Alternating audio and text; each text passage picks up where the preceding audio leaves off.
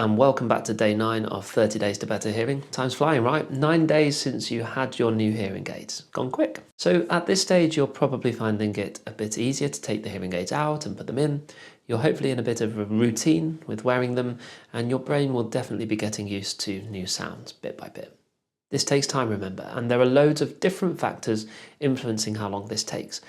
The key thing is, it's not about anybody else. This is about you and your experience, and you will get there with them, I promise. It's very important to keep feeding your brain information. It needs to relearn what's normal. So one thing I would like you to try today or tomorrow, if you're watching this last thing at night, is I want you to try introducing a new sound that you haven't tried yet with your hearing aids.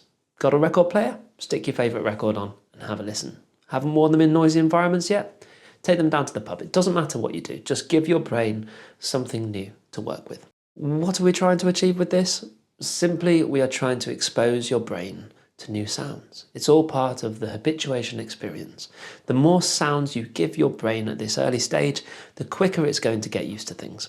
It might sound great, it might sound echoey and tinny and not very nice. Doesn't matter. You're giving it a go. That's all for today. Let's try something new. See you back here for day 10 tomorrow.